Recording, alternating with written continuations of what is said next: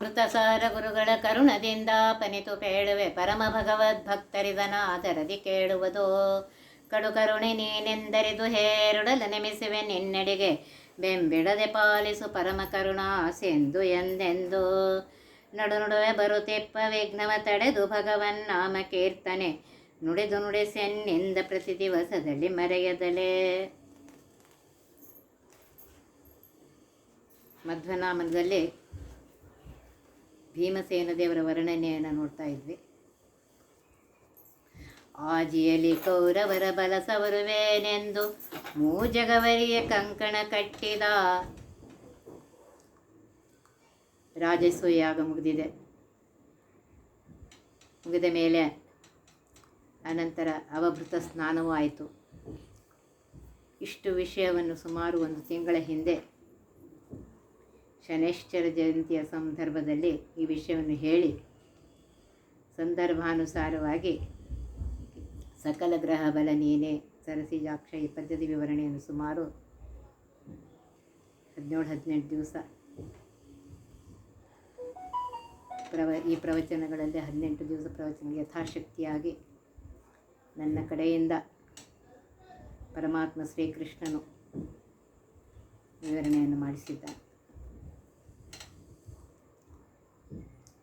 ಈಗ ಮತ್ತೆ ಪುನಃ ಮಧ್ವನಾಮದ ವಿವರಣೆಯನ್ನು ಪ್ರಾರಂಭಿಸೋಣ.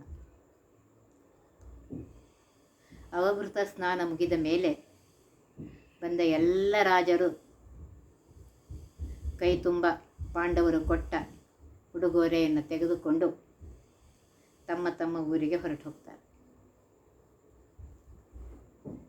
ಭೀಷ್ಮಾಚಾರ್ಯರೊಂದಿಗೆ ಧೃತರಾಷ್ಟ್ರ ಮೊದಲಾದ ಹಿರಿಯರು ತಮ್ಮ ಊರಿಗೆ ಹೊರಟು ಹೋಗ್ತಾರೆ. ಮರುದಿನ ಮೈಯನ್ನು ಕಟ್ಟಿದ ಅದ್ಭುತವಾದ ಸಭೆಯಲ್ಲಿ ಧರ್ಮರಾಜ ಮತ್ತು ಶ್ರೀಕೃಷ್ಣ ಇವರು ಉತ್ತಮ ಸಿಂಹಾಸನದಲ್ಲಿ ಕುಳಿತಿದ್ದಾರೆ. ಉಳಿದ ಪಾಂಡವರು ತಮ್ಮ ತಮ್ಮ ಆಸನದಲ್ಲಿ ಬಂದು ಕುಳಿತಿದ್ದಾರೆ. ಶ್ರೀಕೃಷ್ಣನ ಅಧಿಬದಿಯಲ್ಲಿ ಅವನ ಅಷ್ಟಮಹಿಷಿಯರು ವಿರಾಜಮಾನರಾಗಿದ್ದಾರೆ.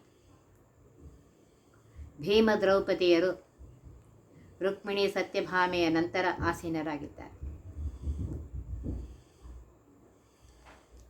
ನಕುಲ ಸಹದೇವ ದೇವರು ಮೊದಲಾದವರು ಅರ್ಜುನನ ಹತ್ತಿರದಲ್ಲಿ ಕುಳಿತುಕೊಂಡಿದ್ದಾರೆ.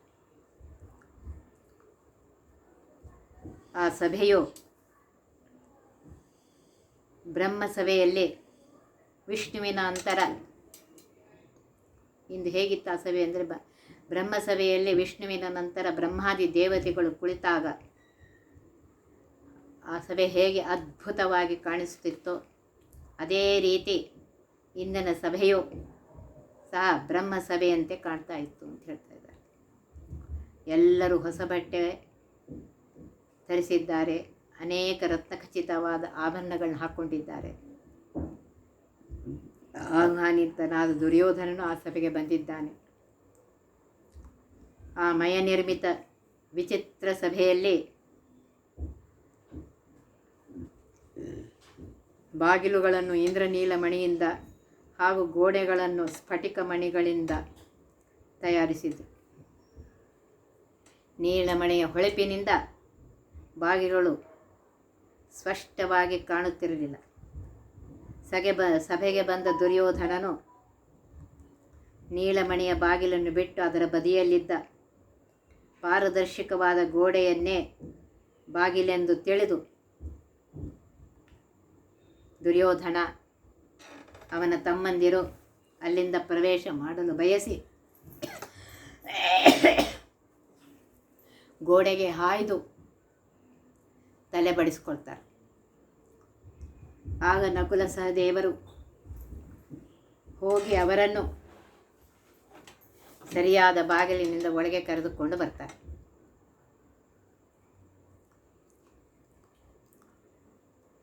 ಆಗ ದುರ್ಯೋಧನಿಗೆ ಗೊತ್ತಾಗುತ್ತೆ, ನಾವು ತಲೆ ಬಡಿಸಿಕೊಂಡಿದ್ದು ಎಲ್ಲರಿಗೂ ಕಾಣಿಸಿದೆ ಎಂದು. ನಕುಲ ಸಹದೇವರು ದುರ್ಯೋಧನಾದಿಗಳಿಗೆ ಯೋಗ್ಯ ಆಸನದಲ್ಲಿ ಕೂಡಿಸ್ತಾರೆ. ಆ ದಿವ್ಯವಾದ ಸಭೆ, ಎತ್ತರದ ಆಸನದ ಮೇಲೆ ಯುಧಿಷ್ಠಿರ, ಶ್ರೀಕೃಷ್ಣ, ಅಲ್ಲೇ ಸಮೀಪದಲ್ಲಿ ತಾನು ಯಾರನ್ನು ಯಾವಾಗಲೂ ದ್ವೇಷಿಸುತ್ತಿದ್ದಾನೋ ಅಂತಹ ಭೀಮಸೇನ, ಯಾವಳನ್ನು ಪಡೆಯಲು ತಾನು ಸ್ವಯಂವರಕ್ಕೆ ಹೋದರೂ ಅಸಫಲನಾದನು ಅಂತಹ ದ್ರೌಪದಿ ದೇವಿ ಭೀಮನ ಜೊತೆಯಲ್ಲಿ ಸರ್ವಾಲಂಕೃತಳಾಗಿ ಕುಳಿತಿದ್ದಾಳೆ. ರಾಜಸೂಯದ ಅವಭೃತ ಸ್ನಾನದಿಂದ ಭೀಮ ದ್ರೌಪದಿಯರಿಬ್ಬರು ಇನ್ನೂ ಹೆಚ್ಚು ಸುಂದರರಾಗಿ ಕಾಣಿಸ್ತಾ ಇದ್ದಾರೆ. ರತ್ನ ಖಚಿತವಾದ ಅದ್ಭುತವಾದ ಆ ಮಯಸಭೆ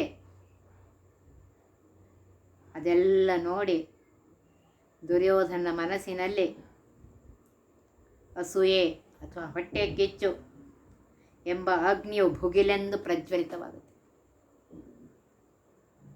ಯಾವ ಪಾಂಡವರನ್ನು ಅರಗಿನ ಮನೆಯಲ್ಲಿ ಸುಟ್ಟು ಹಾಕಬೇಕೆಂದು ಬಯಸಿದ್ದನೋ ಆ ಪಾಂಡವರು ಅರಗಿನ ಮನೆಯಿಂದ ಪಾರಾಗುವುದಲ್ಲದೆ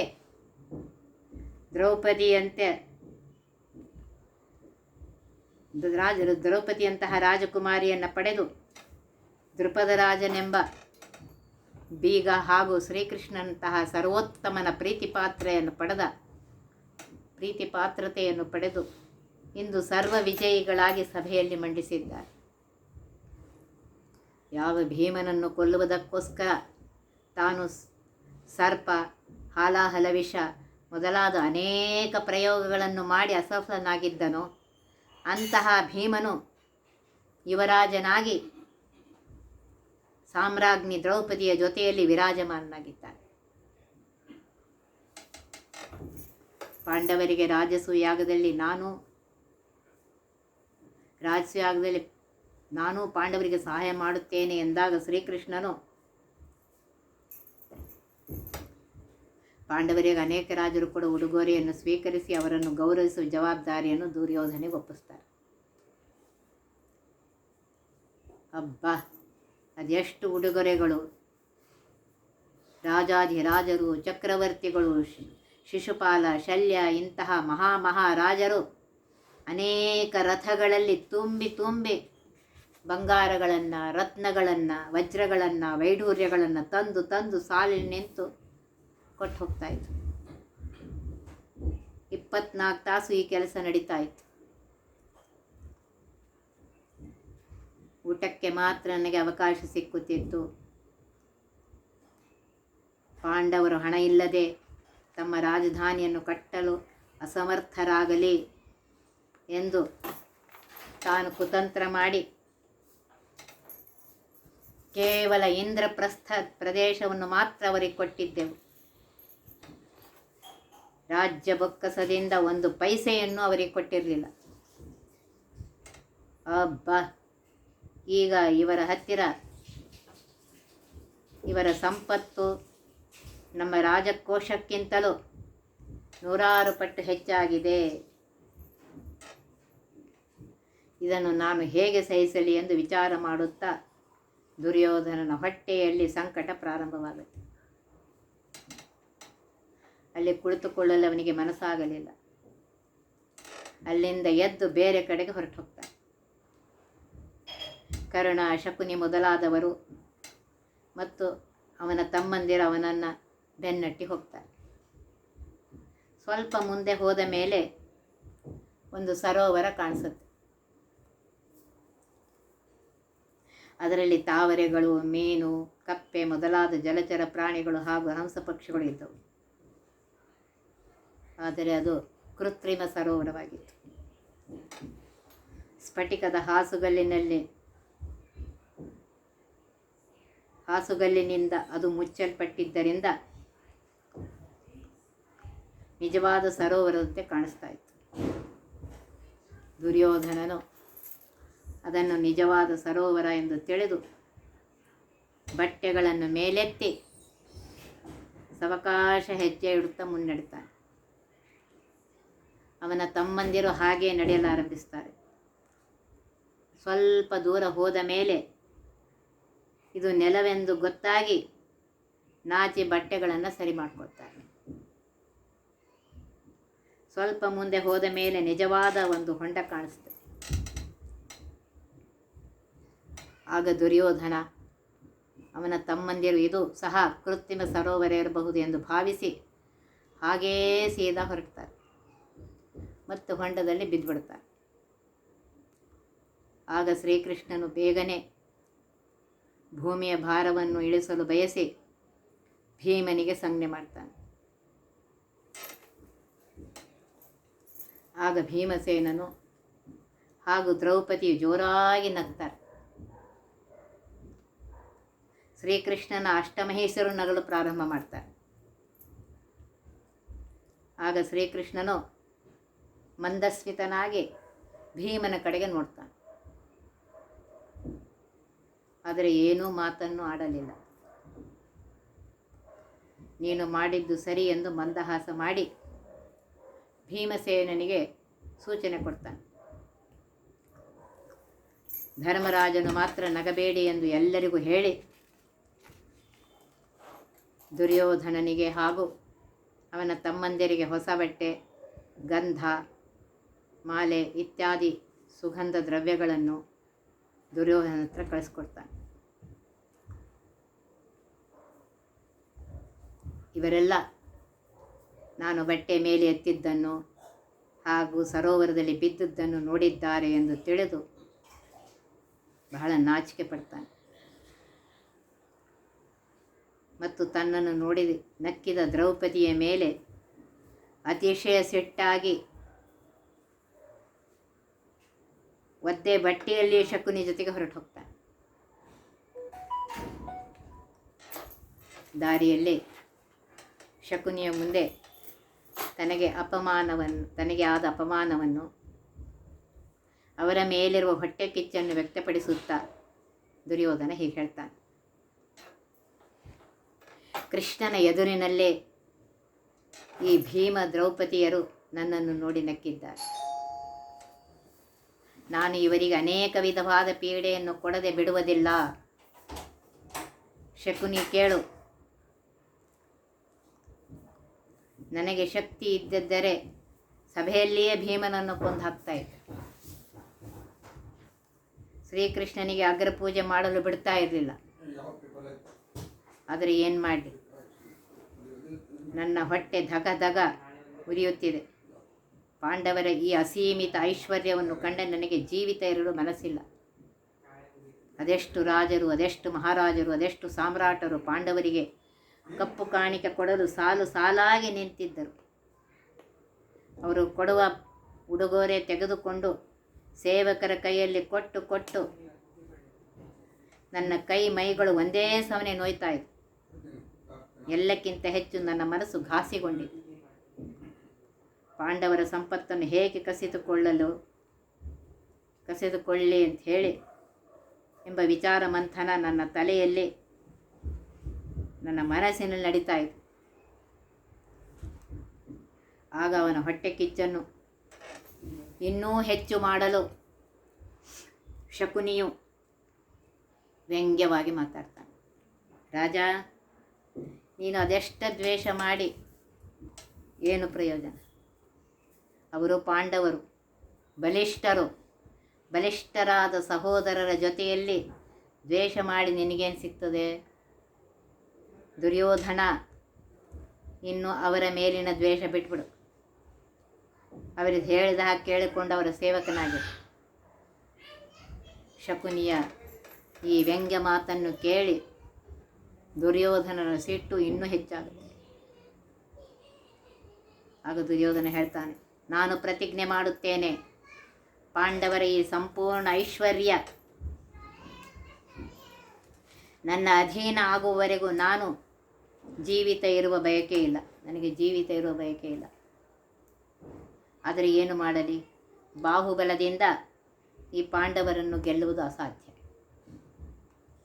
ಏಕೆಂದರೆ ಖಾಂಡವ ದಹನದ ಪ್ರಸಂಗದಲ್ಲಿ ಅರ್ಜುನನು ಇಂದ್ರನನ್ನು ಸೋಲಿಸಿದ್ದಾನೆ. ಅಂದ ಮೇಲೆ ನಾವಂತೂ ಸೋಲುವುದು ನಿಶ್ಚಿತ. ಆದ್ದರಿಂದ ನೀನು ನನ್ನ ತಮ್ಮಂದಿರನ್ನು ಕರೆದುಕೊಂಡು ಹಸ್ತಿನಾವತಿಗೆ ಹೋಗು ಅಂತ ಹೇಳಿ ದುರ್ಯೋಧನ ಹೇಳ್ತಾನೆ.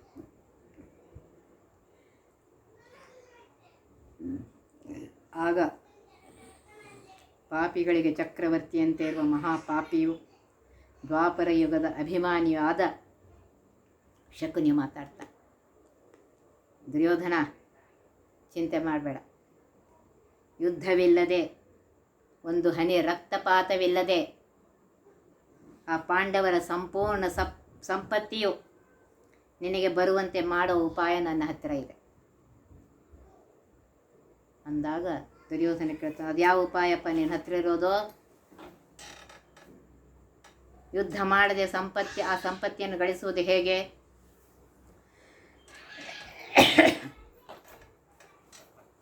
ದುರ್ಯೋಧನ ಹೇಳ್ತಾನವ.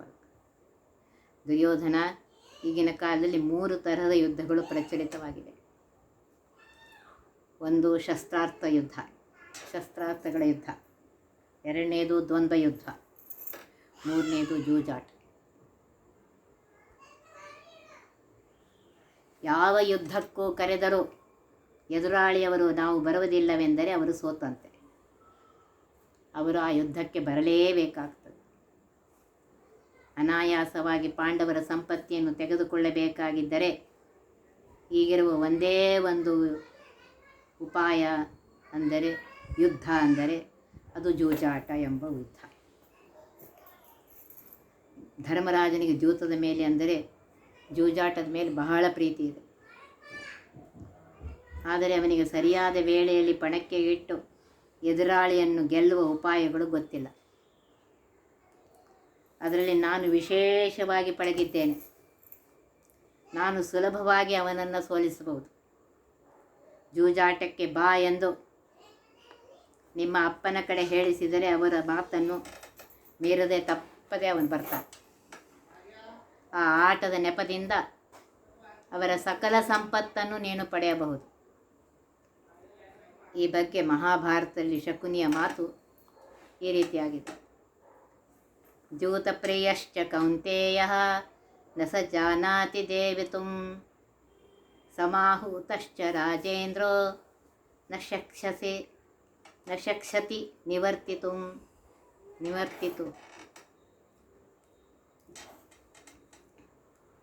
ಶಕುನಿ ಹೇಳಿದಂತೆ ದುರ್ಯೋಧನನು 3-4 ದಿನಗಳವರೆಗೆ ಧೃತರಾಷ್ಟ್ರ ಹತ್ರ ಹೋಗಲೇ ಇಲ್ಲ.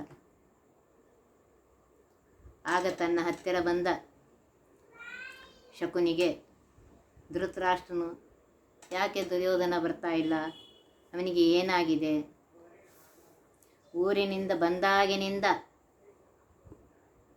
ಬಂದೇ ಇಲ್ಲವಲ್ಲ, ಯಾಕೆ ಅವನು ನನ್ನ ಹತ್ರ ಬಂದಿಲ್ಲ ಅಂತ ಕೇಳಿದಾಗ ಆಗ ಶಕುನಿ ಹೇಳ್ತಾನೆ, ರಾಜ, ನಿನ್ನ ಮಗ ಚಿಂತೆ ಮಾಡಿ ಮಾಡಿ ಸೊರಗಿ ಹೋಗಿದ್ದಾನೆ, ಬೆಳಚಿಕೊಂಡಿದ್ದಾನೆ, ಕಾಮಾಲೆ ರೋಗ ಆದವರಂತೆ ಅಶಕ್ತನಾಗಿದ್ದಾನೆ, ನನಗೆ ಜೀವಿತ ಇರಲು ಮನಸ್ಸಿಲ್ಲವೆಂದು ಬಡಬಡಿಸ್ತಾ ಇದ್ದಾನೆ ಅಂತ ಹೇಳ್ತಾನೆ. ಪುತ್ರನ ಮೋಹದಲ್ಲಿ ವಿಫಲನಾದ ಧೃತರಾಷ್ಟ್ರನು ಬೇಗ ಕರೆಸು ಅಂತ ಹೇಳ್ತಾನೆ.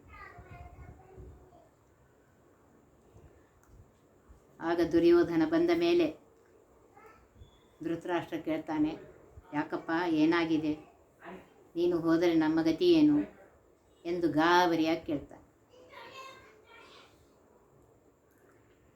ಆಗ ಶಕುನಿ ದುರ್ಯೋಧನರು ದಾರಿಯಲ್ಲಿ ತಾವು ವಿಚಾರ ಮಾಡಿದ ವಿಷಯವನ್ನು ಧೃತರಾಷ್ಟ್ರನಿಗೆ ಹೇಳ್ತಾರೆ.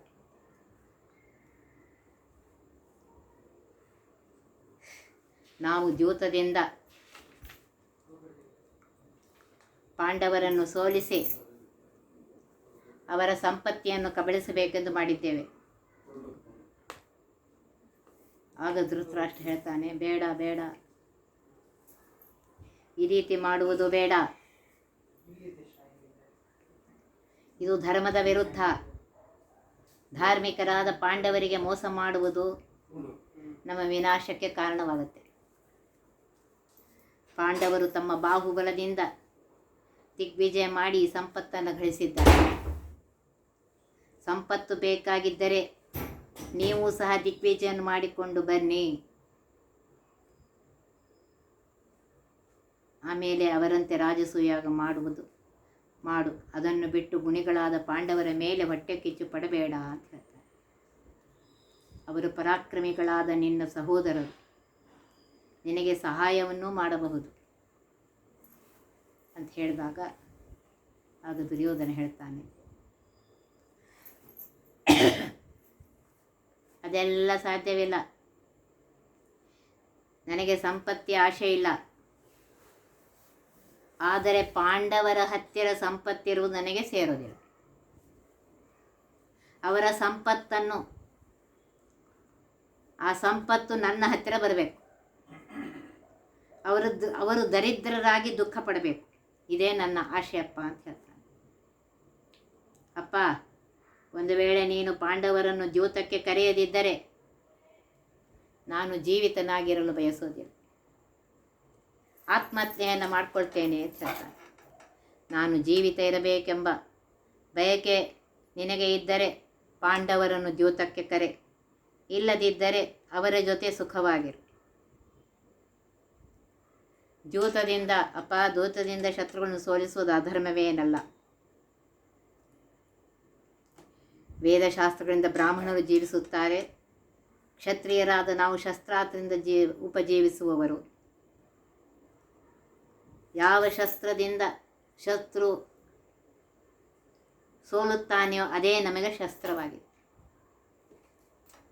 ದ್ಯೂತವು ಸಹ ಒಂದು ತರಹದ ಶಸ್ತ್ರವೇ ಆಗಿದೆ.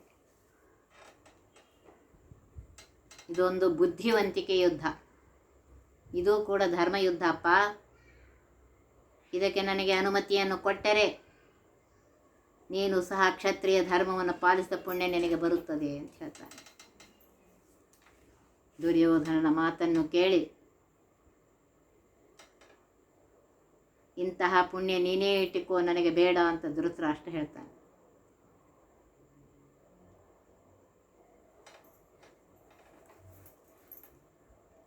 ಈ ದ್ಯೂತವೇ ಮುಂದೆ ಭೀಮಸೇನನು ಯುದ್ಧದಲ್ಲಿ ಕೌರವರನ್ನು ಸಂಪೂರ್ಣ ವಿನಾಶ ಮಾಡಲು ಕಾರಣವಾಯಿತು. ಆದ್ದರಿಂದಲೇ ಶ್ರೀಪಾದರಾಜರು ಆಜಿಯಲಿ ಕೌರವರ ಬಲಸವರುವೇನೆಂದು ಮೂರ್ಜಗವರಿಯ ಕಂಕಣ ಕಟ್ಟಿದ ಅಂತ ಹೇಳಿದ್ದಾರೆ. ಯುದ್ಧದಲ್ಲಿ ಕೌರವರ ಬಲವನ್ನೆಲ್ಲ ಸವರ್ ಹಾಕ್ಬಿಡ್ತೇನೆ ಅಂತ ಹೇಳ್ತಾರೆ. ಆ ರೀತಿಯಾಗಿ ಪಣವನ್ನು ತೊಟ್ಟಿದ್ದಾರೆ. ಮೂರೂ ಜಗತ್ತಿಗೆ ಕೇಳುವಂತೆ ತಿಳಿಯುವಂತೆ ಕಂಕಣ ಕಟ್ಟಿದ್ದಾರೆ ಭೀಮಸೇನ ದೇವರು ಅಂತ ಹೇಳ್ತಾ ಇದ್ದಾರೆ. ಈ ರೀತಿಯಾಗಿ ಭೀಮಸೇನ ದೇವರು ಕಂಕಣವನ್ನು ಕಟ್ಟಿದ್ದಾರೆ. ಮುಂದೇನು ಅನ್ನೋದನ್ನು ನಾಳಿನ ದಿವಸ ನೋಡೋಣ. ಒತ್ತಿವಹ ವಿಘ್ನಗಳ ಕಳೆದಪ ಮೃತ್ಯುವಿಗೆ ಮರೆ ಮಾಡಿ ಕಾಲನ ದೂತರಿಗೆ ಭೀಕರವ ಪುಟ್ಟಿಸಿ ಸಕಲ ಸಿದ್ಧಿಗಳ ಒತ್ತಿಗೊಳ್ಳಿಸಿ ಮನರು ಹೇಕ್ಷಣ ನೃತ್ಯ ಮಾಡುವರವರ ಮನೆಯೊಳು ನಿತ್ಯಮಂಗಳ ಹರಿಕಥಾಮೃತ ಸಾರ ಪಠಿಸುವರ.